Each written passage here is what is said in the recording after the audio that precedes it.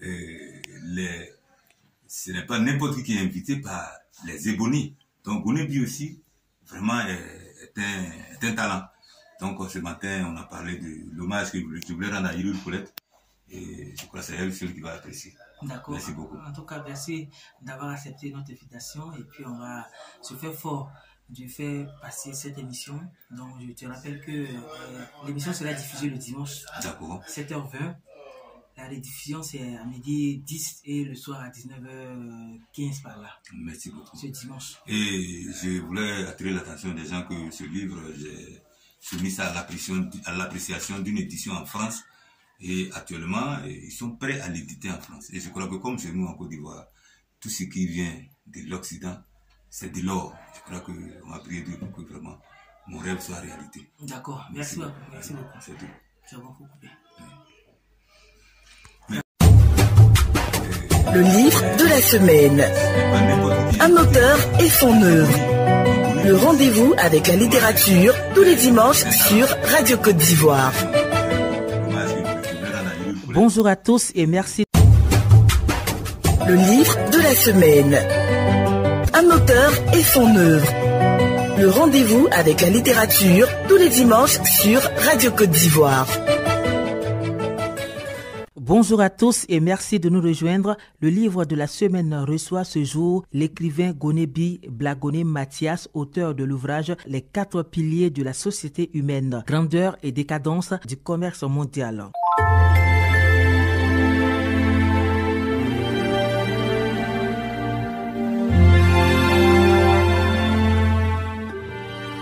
Maître Gonebi Blagone Mathias, bonjour. Bonjour, madame Sorosita.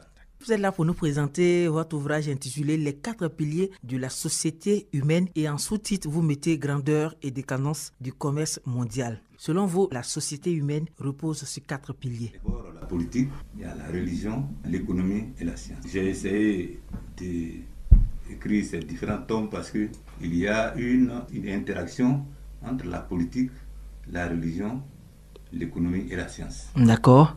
Le résumé de ces 4 thèmes, c'est l'échec, si vous voulez, l'incompétence et l'ignorance des hommes politiques, la limite de la religion, la science lugubre et l'incapacité de la science dans leur mission de rendre le monde productif et meilleur et de vaincre les ennemis de l'homme qui sont la pauvreté, l'ignorance, la faim et la guerre elle-même. D'accord.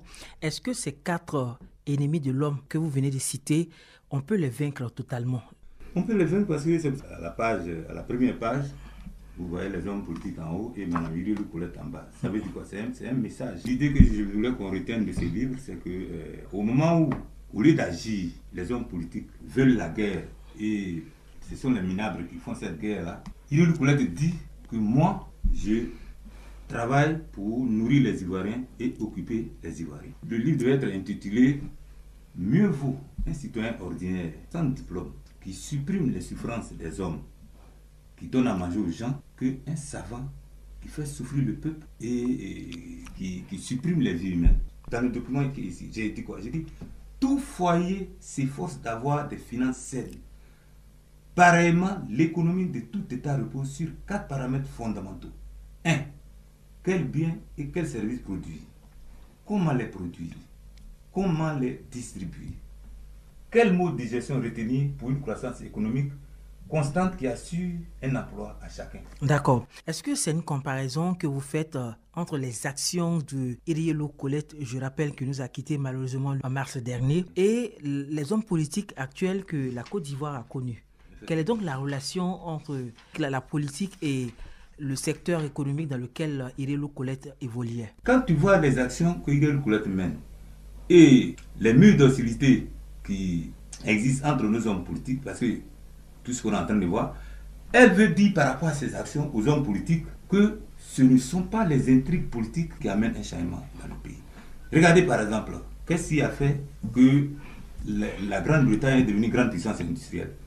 Vous voyez ici, on dit la révolution industrielle débuta au XVIIIe siècle et modifia la face du monde comme peu d'événements l'avaient déjà jusque-là. En Angleterre, les conditions préalables au progrès industriel étaient réunies. Connaissances techniques, capitaux suffisants, disponibilité des matières premières, transport à moindre coût de ces matières premières et des produits finis. Ces facteurs et d'autres allaient permettre une augmentation rapide et sans précédent de la production du bien. Je veux dire quoi? Elle, dans son projet, elle dit qu'elle a été la seule retenue parmi les 200 candidats qui devaient obtenir un prêt au niveau de la base. Elle dit cet argent-là, je prends pour construire des usines, pour transformer nos matières premières en produits finis. D'accord. Et ce que nos hommes politiques ne font pas. Dans l'ouvrage, vous évoquez également la grandeur et en même temps la décadence du commerce mondial. Est-ce que ce n'est pas contradictoire? C'est parce que nos sous-sols regorgent des richesses. J'ai parlé tout à l'heure de la sécurité alimentaire. La sécurité alimentaire répond à 4 critères fondamentaux. Le premier, c'est la disponibilité. Le deuxième, c'est l'accessibilité. Le troisième, c'est l'utilisation. Et le quatrième critère, c'est la stabilité. Nous sommes sur une terre d'abondance. La terre sur laquelle nous sommes produit plus que nous n'en avons besoin. Et ils ne comprennent pas pourquoi les gens ne se révoltent pas contre leurs dirigeants parce qu'ils ne mangent pas à leur faim. Le problème de la Côte d'Ivoire, ce n'est pas la persistance de la faim, mais c'est la persistance de la faim dans un pays qui a les moyens. On a les moyens pour éradiquer la faim. Regardez par exemple les sommes qu'on investit dans l'achat d'armes qui ne servent à rien. À la page 50 de cet ouvrage, la partie 6, vous évoquez les soucis d'argent. Avec cette interrogation, quand disparaîtront-ils? L'argent, c'est une matière morte. C'est la lumière qui met en mouvement. Si vous disposez de biens, et que mentalement vous n'êtes pas normal, mais vous allez faire souffrir des gens auprès de vous. Et les gens auront toujours des soucis d'argent. Alors que si vous avez de l'argent et que vous êtes normalement constitué, mais vous allez supprimer les souffrances des gens seront heureux. Et je crois que je ne sais pas si on va arriver par là. J'ai dit que Iréyé Colette, quand on lui a demandé quels sont les rapports qui existent entre toi et les autres coopératives, et en bon français, on peut dire que faut-il poser le pied sur la nuque du vaincu pour savourer le bonheur comme on le voit en politique? Aujourd'hui, ramener le vaincu à la maison, violer sa femme, violer ses enfants, le jeter en prison, on pense que c'est ça qui fait le bonheur. Alors que non, le véritable bonheur, c'est d'améliorer les conditions de vie des autres, de leur apporter le bonheur. Alors, Maître Goné-Bi, alors cet ouvrage, les 4 piliers de la société humaine, quel est donc le message principal que vous voulez véhiculer? Ce n'est pas en formulant passivement les plaintes ou des accusations, en dénonçant l'injustice ou le scandale que les choses changent. C'est en comprenant comment fonctionne cette nouvelle économie capable d'engendrer de telles catégories de richesses. Comment toutes ces richesses peuvent-elles être concentrées entre moins de mains et pourquoi ne permet-on pas la libre circulation de ces richesses? Pourquoi les personnes expérimentées utilisent-elles toutes ces richesses pour maintenir le citoyen dans la misère et la pauvreté? C'est la réponse à toutes ces questions qui permet de parler de grandeur et de décadence du commerce mondial. Quand on vous demande de faire quelque chose, dites oui, je le peux. Et débrouillez-vous pour le faire. Parce que ce n'est pas bon d'échouer, mais c'est pire de ne rien faire pour réussir. En étant audacieux, votre place ne sera pas celle des hommes froids et timides qui ne connaissent ni la victoire ni la défaite. Je souhaiterais que votre place soit la place de quelqu'un qui est audacieux. Désormais, vous pouvez réécouter toutes nos émissions sur Facebook en tapant le livre de la semaine officiel. Aimez notre page et revisitez tous nos podcasts.